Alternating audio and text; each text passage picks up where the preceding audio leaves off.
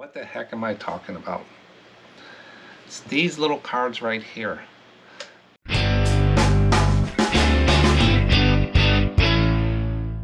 On this video today, as the agenda shows, I got some what sold card. Postcards selling, it's up and down. I had a real big order the other day, had some small orders, had a day with 3 cards, 4 cards, 10 cards.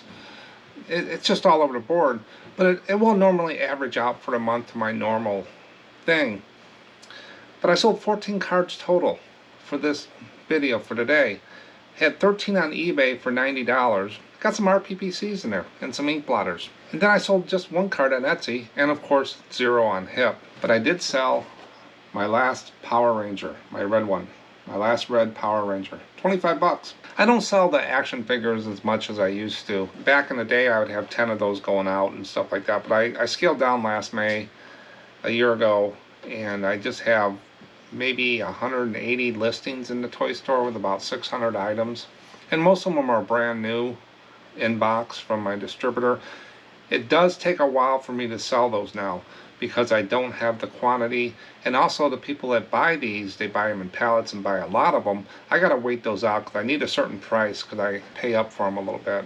Especially lately, Hasbro's been raising the prices. But I do have pre-orders set throughout the year from my distributor. They send out pre-orders, and those come in bunches. This last order came in, I think I got 50 or 60 items, where before I would have 100, 200 items on an order, or maybe more. But they're smaller, and I kind of cherry pick what I want to pick up, and some of them I do keep. Then I'm kind of branching out in some different cards. I wanted to get a little more diversified instead of just postcards. I got 30,000, 35,000 listings between eBay and Etsy.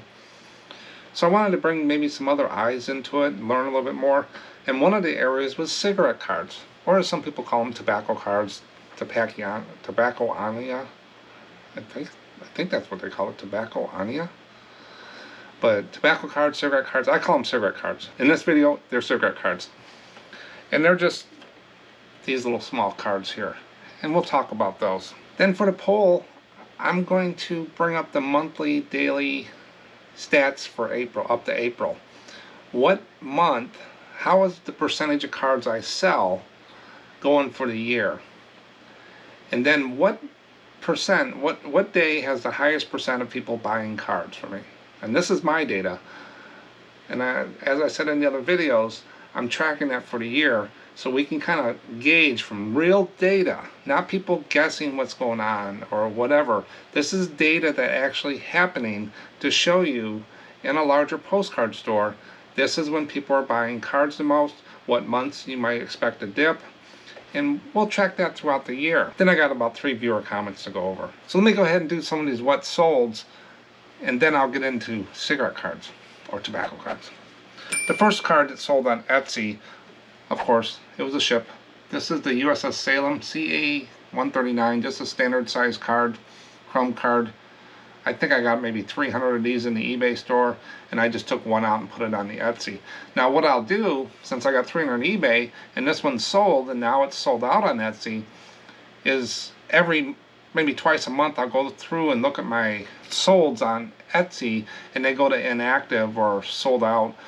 I'll grab another card, decrease the quantity on eBay, and just reactivate the listing and put this back in the box with the same numbers. About the only time I reuse the numbers is the Etsy. But I only do that like twice a month because it's easier to do batches like that if I just did onesie twosies all the time on Etsy, it would drive me crazy. But that sold between $4 and $5. First card that sold on eBay, Old Fort, Ontario, Oswego, New York. This is the powder magazine. There's some cannonballs right in there. Chrome card, $4 to $5. Next one, Wabash River, Peru, Indiana. A river. That's a view card. Right there. Perfect example of a view card. River. It's a linen card. Unposted. $4 to $5. Peru, Indiana. Now the next one, bid it at an auction. One of the local auction houses does online, they do on-site auctions, and lately he's been mixing them up, and he had a bunch of postcards and some other things that I bought for the flea market in the stores, and he had a bunch of RPPC postcards. And normally I don't search out the RPPCs and stuff like that, but I couldn't pass up the deal. I got these for 50 cents or something like that. This one, a lot of these, they don't have names. These two cards sold for $14 to get separate to one person. $14 total for two cards. He bought them separately, but this is a weird one. I didn't know what to put in the title. If you look at it, the lady has a pole and another lady, and then this guy looks like it has a gun. So I put in the title, Postcard, RPPC, Lady with Pole, Armed Man. That's all I put in the title, and it sold within hours. So that's what it is. It's just a divided back RPPC. But Armed Man, Lady with Postcard, RPPC, Lady with Pole, Armed Man. And it sold on there. Then the next one, these things always surprise me. Guess what I did for this title? Since there's no towns and stuff that I usually do, Man Standing on Porch. That was basically my title, Man on Porch. And that sold. So those two cards sold for $14. So you can look at all the titles, you can play around and try to trick the algorithms and everything like that. People are still buying cards because of the subject. That just proves it right there. I didn't do anything fancy with the titles, and I did it on purpose just to see what it would do. So I made $14. I almost got my money back already. I think there was 35, 33 cards in that batch I bought. I think I am whole now. So the rest of the cards are whatever. Next one is kind of a older divided back card. Not real old, but it's just the feel of it. It says, a tea kettle sings when it's full of water, but who in the hell wants to be a tea kettle? Someone tried to make a saying. Maybe that's a lower paid postcard writer. $4 to $5. That's been in that was in box number 2, so that's been up there a couple of years.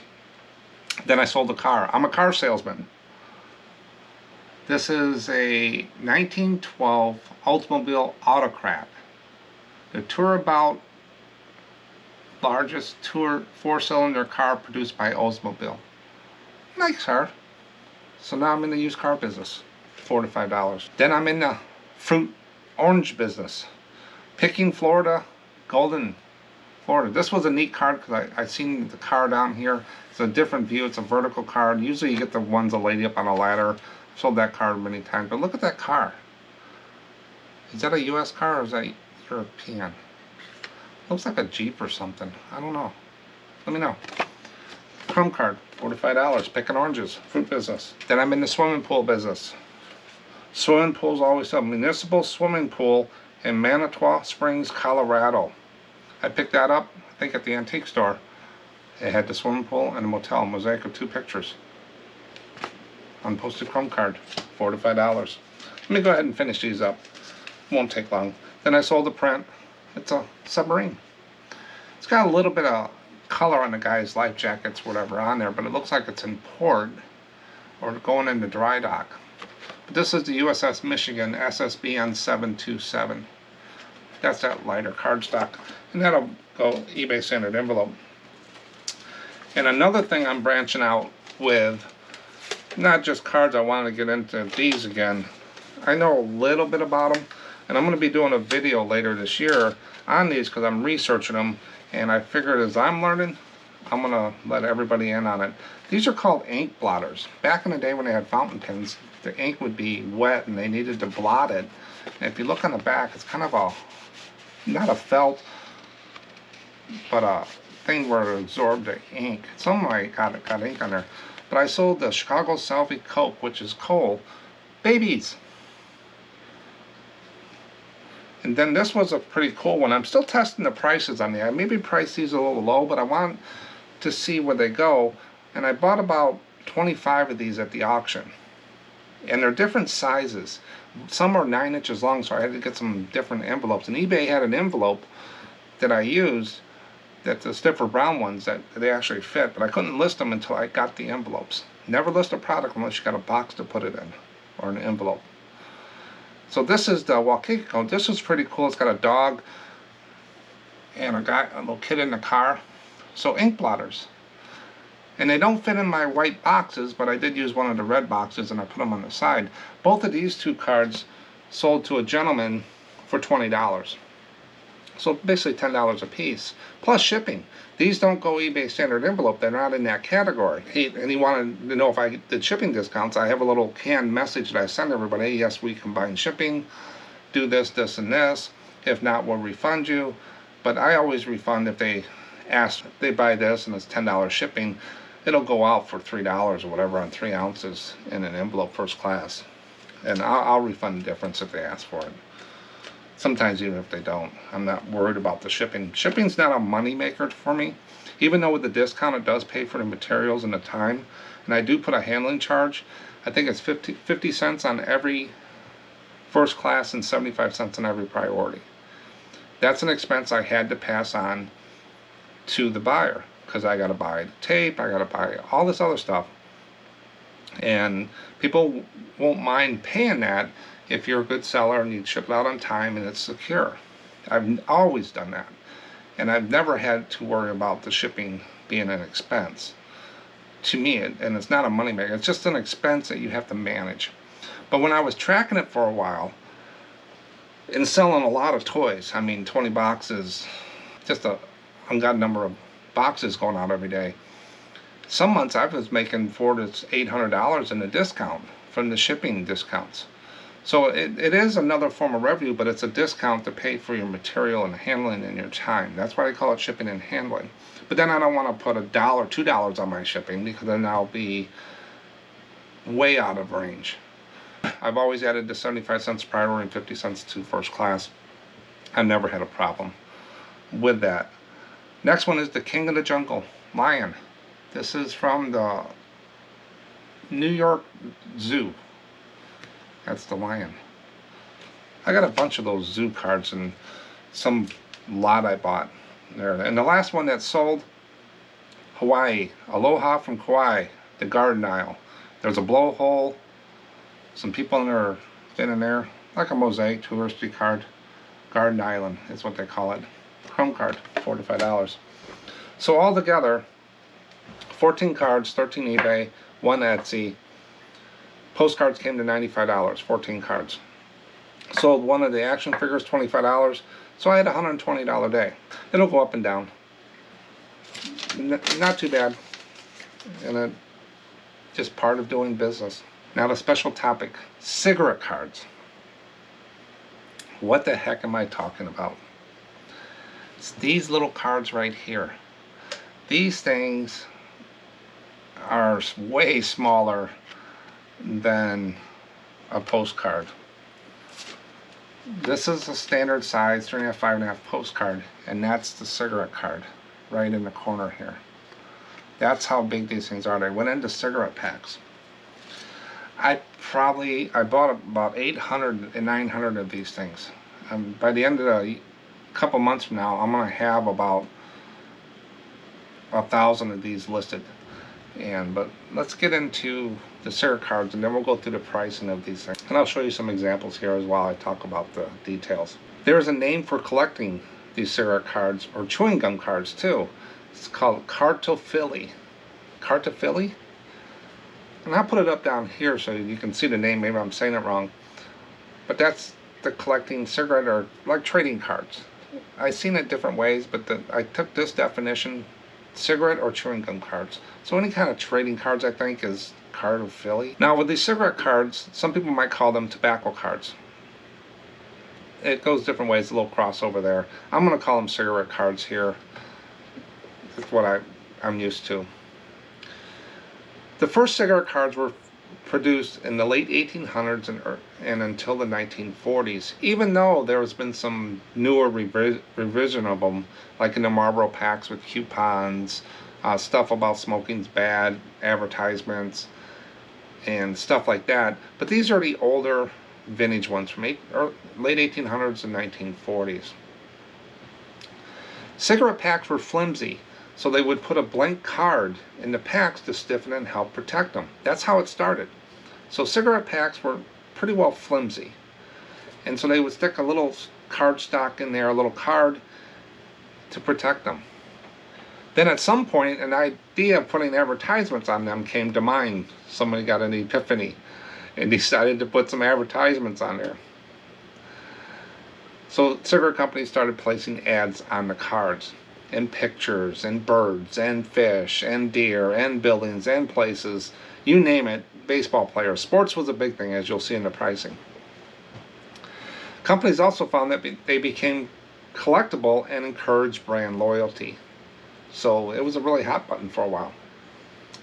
They first showed up in the US, then the UK, finally other countries. They depicted Indians, actresses, sport players, castles, ships, animals, for example. Just a ton of different subjects and topics. They were normally produced in sets of 25 or 50, and there are even some sets that are over 100 cards. So the collectors love to pick up the card. So when I list these, I make sure I put the number of the card in the title. So maybe they're looking for WD number 20 New Zealand cigarette card. I find that with some of the trading cards, I try to get the number in there. They're trying to complete their sets. Now, some of the earlier cards were printed in silk and glued to paper backs.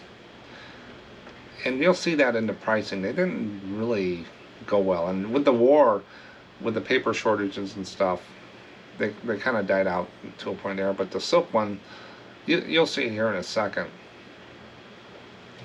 Now, to scan these smaller cards, I got a video right here. I found a scanner. I had a problem. And that video there will talk about how I resolved that problem. Since these are smaller here, they're just smaller, the scanner, it'll fit in there, but they'll wiggle around because the guides on my scanners don't close in on them, so they keep them from moving. Also, it'll catch and go through, but the other pulleys or wheels, they're not long enough to pull it all the way out of the scanner again, and they kind of just stop inside the scanner. And that video will show you my solution to that. But the scanner, I could put these on a flatbed. I hate flatbeds. They're too slow, too cumbersome, cropping videos. To do 800 front and back of these, I needed a solution. And that's the thing, the ES60W scanner. Take a look at that video if you're looking for a little scanner. Purchase at your risk, but I give you all the information, stuff like that in there. But I had a problem with these cards. It just didn't fit in the scanner. Now I could take pictures with a camera and stuff like that, but I wanted something fast and easy. I even tried a blank card stock, and then I put a little sticky thing and I put it in there like that and put it through the scanner. But then I had to take it off. I had to put it backwards. It was going to be time consuming for 800. It was going to take hours. So I added that scanner to my arsenal. Let's get into the pricing. Everybody wants to know about pricing of these things. This is information I pulled from eBay. This is stuff I don't make up. This is actual data. So look at these very high sold cigarette cards. Some of these things are unreal. Look, $14,500 for a Ty Cobb Green portrait graded card. The next one, the first black athlete, heart pedestrian between the acts, $5,276 graded card. Then the other one, they took a best offer, $36,000 or $3,600. Those are unreal. On this, who would know something this size was going to be worth that much money? And as I branch out and diverse in these little cards, maybe I'll pull in some of these tobacco people, and they'll see postcards. Maybe they collect postcards. Just trying to grow the audience and plus grow my knowledge. Now, before you go out and say, I got to find these cards, I'm going to buy them all up, look at this. 13 kilograms. Huge lot. Thousands of vintage cigarette cards, etc. Unchecked. Best offer accepted. Probably $300 for thousands of them. Look at the boxes there. So just don't run out and start finding these things and think you got gold. They are long tail. I've probably got 300, 400 up now. Maybe a little more or less. Sold one. So they're not fast sellers is what I'm getting into. And they don't sell for as much as people think. Even though these high priced ones that I showed, we'll get in here. But this is one thing, even with postcards. Even though you sold some postcards for a lot of money, I can buy a lot of postcards, 1,000 postcards for $9,200 plus shipping. There's just billions of them out there. And if you're looking for just those special cards all the time, you need to have a base. I always say you need to build your store up with the low, medium, high cards and the very special cards. The ones that pay the bills are your medium cards. The ones that pay my bills are the chromes, the linens, the white borders, and divided backs. The RBPCs I just sold, that's cream that floats up to the top. If I see them again and I get them for a good price, I'll pick them up. I don't turn down a deal, but it takes more research. It takes a little bit more ingenuity to find them where a chrome card I can list those fast. But the sold highs, again, I see a lot of lots with cigarette cards. They're like, I think they're kind of like stamps. Maybe I'm getting into something that I shouldn't, but I got 8 out of 100 of them, so we're going to see. So the Job Lock Mix Trade Card Cigarettes, $8. It went in the auction. And this is United Kingdom. That's why the shipping's $20-some, $8.16. That's a sold high. Then you get into single cards. Here's one, Willis Cricket Cigarette, Australian. It's a cricket card, $14.21. Maybe the title sold that. The next one is some Maid or something like that. Looks like they're doing some sports. The best offer on a $14.21. So some of them, you want to do your research and look at them. But when I went through the 800, these are WD and H.O. Willis, 3 Castles. It's a New Zealand type thing. There was none out there that really popped out and said they're worth $15. These are all $4.55, $5 little cards, and that's what I'm going to sell them for. Sold low. What is the low end of the solds? 4 of them, $1.95 in an auction, 1 bid. $4.99, 1 bid. Then the next one is Ginter. So Allen and Ginter. There's different names of the cigarette companies. You want to get into titles. I'm starting to see that a lot. So you want to make sure you get that up. Instead of postcard, I put cigarette card, space, the name of the company, the number of the card, and the title of the card. Most of them have a title on there, or you come up with that. And that's about what I leave in there.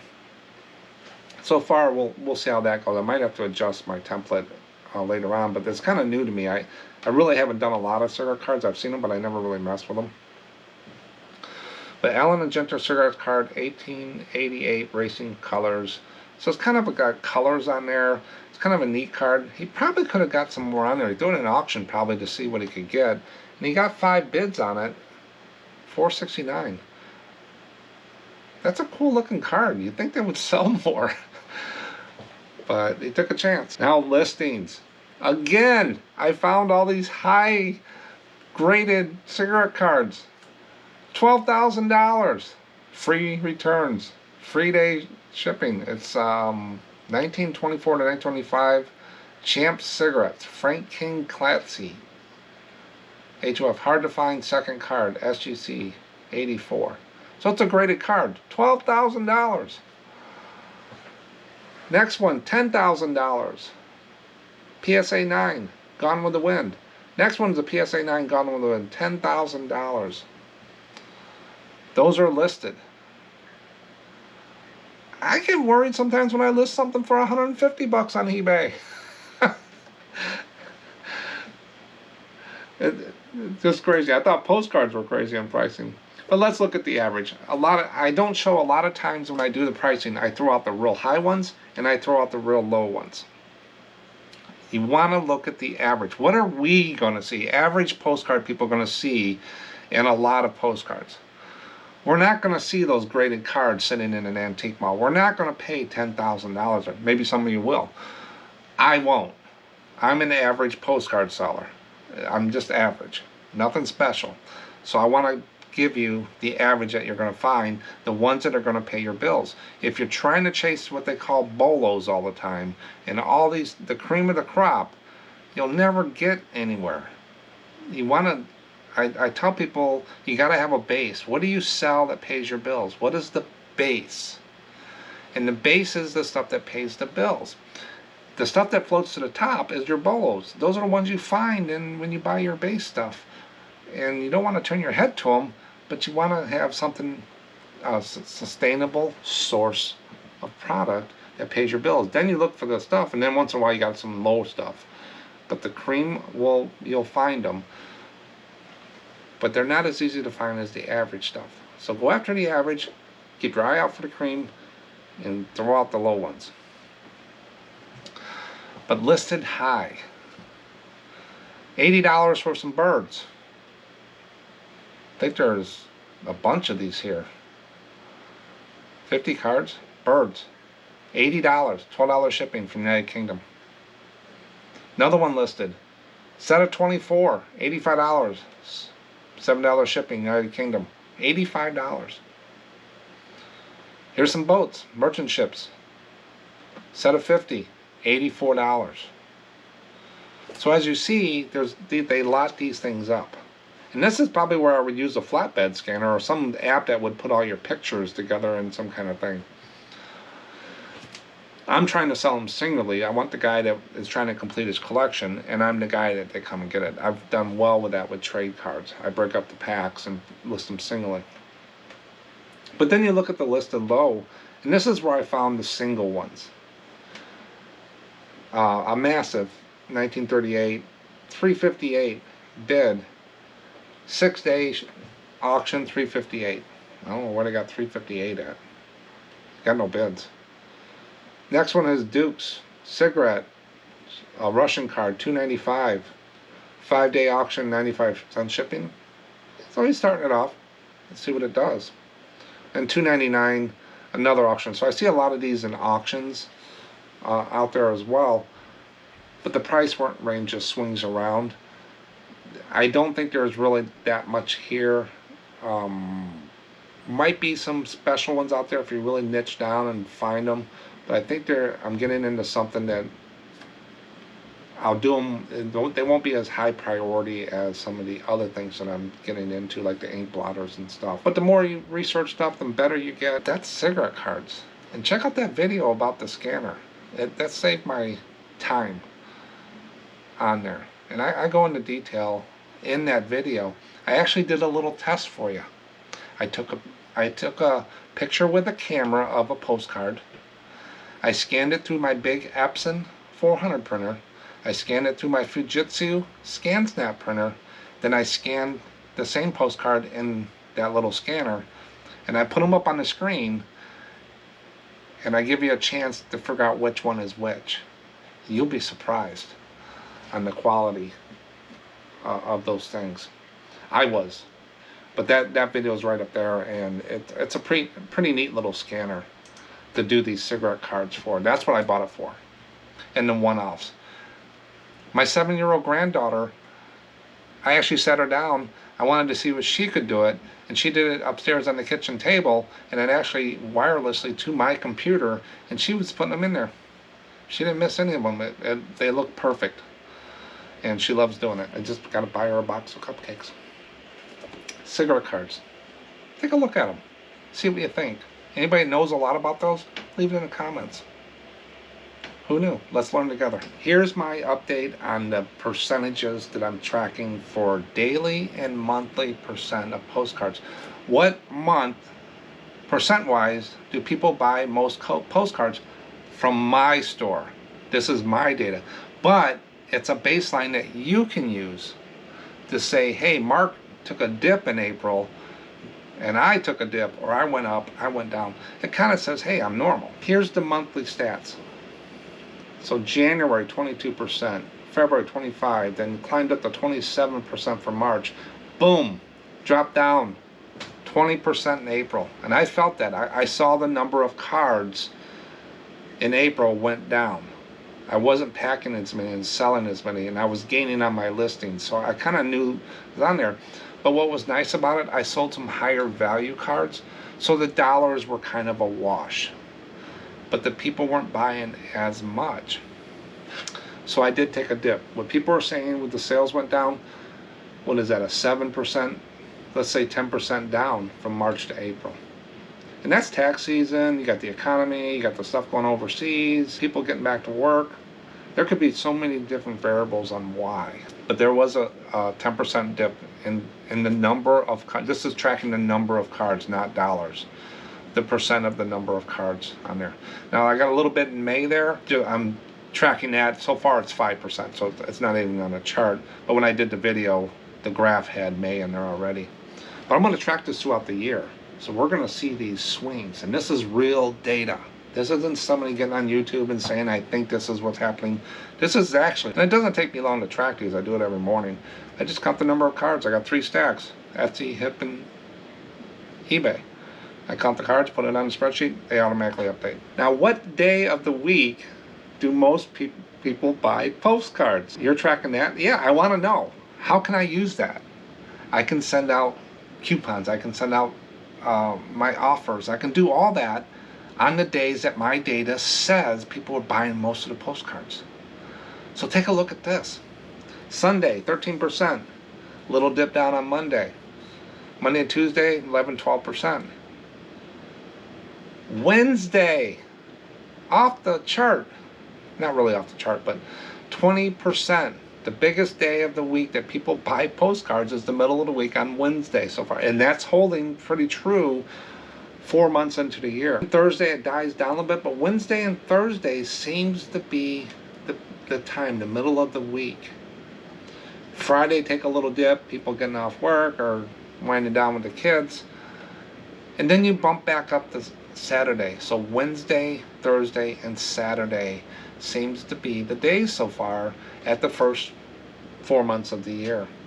Now there is some big orders in here, but as we go out throughout the year, that should trend it out a little bit. That's why I really don't want to look at it until I get a long route on there, because one big order like I had the other day can throw one day off a little bit, but as the more data we get, the less that'll impact and it'll show a trend line. But right now I'd have to say Wednesday's the best, Thursday's the second, and Saturday. Wednesday, Thursday, and Saturday. So target your stuff starting on Wednesday is what I would do in my store. Are you guys seeing the same thing? Are you busier on Wednesdays and Thursdays and going into the weekend than you are at the beginning of the week? Let me know. Start a conversation, we'll see. But so far, real data. It's what's happening. It'll be neat to see. So make sure you're subscribed to the channel so you can get these updates and kind of track it with me. Go on the adventure with me. Viewer comments. I pull these comments from eBay, emails, wherever. So the first comment was trying to learn this. And this goes right with, I pulled this one because it goes right with the cigarette card special topic today. I notice you have tobacco cards on eBay now. How do you list them and be able to use eBay standard envelope?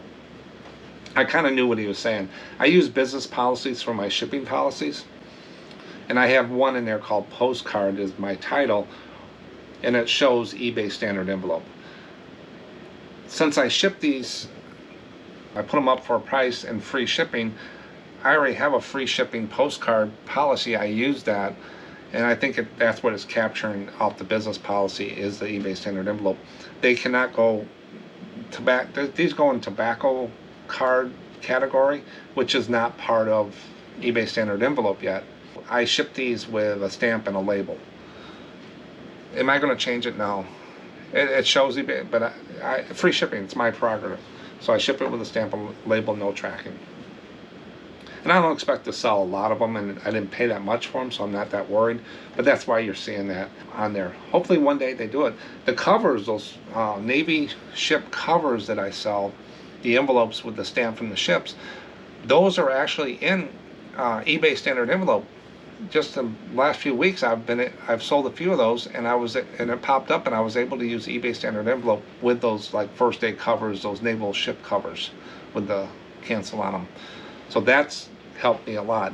The photos and cigarette cards, no, I have to do a label. It's grayed out. Even though it says it, it's grayed out when I go to do it. But thanks for your question, trying to learn this. Next one is from a deal finder. Selling postcards at 10 to 50 cents each has to be one of the silliest ways to try to make money on eBay. Those buying the postcards are getting a great deal though. So he's rant. This was a kind of a rant. He's seeing those low ball postcard sellers that we all see out there. People will put postcards up for 50 cents, $1 shipping and stuff like that. They're working off quantity and stuff like that. Some of them do very well. Some of them won't last. But yeah, I have a card up there for $4.55. They can probably go out and find it for 50 cents and 50 cents shipping.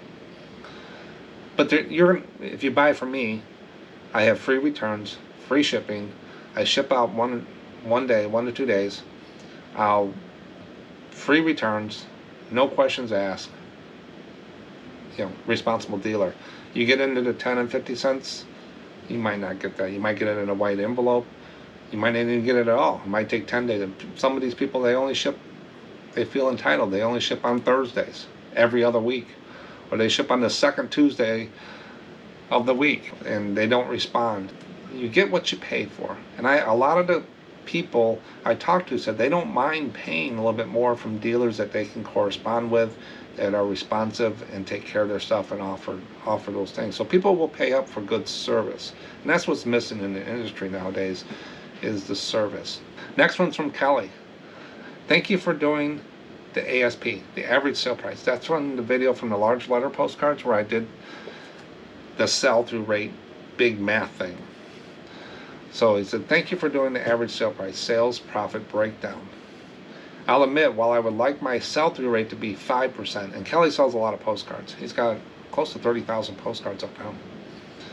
It's been between 1.8 to 2.5%. He's right where I'm at. Kelly's figures are very close to mine. They're almost mirrored.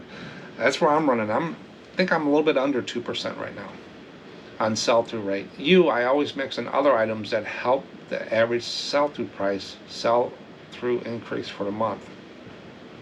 Exactly. And what Kelly's getting to here, so I took a 10% drop in the number of cards from March to April, but my dollar sales kind of stayed the same. It's because I was selling some higher price stuff.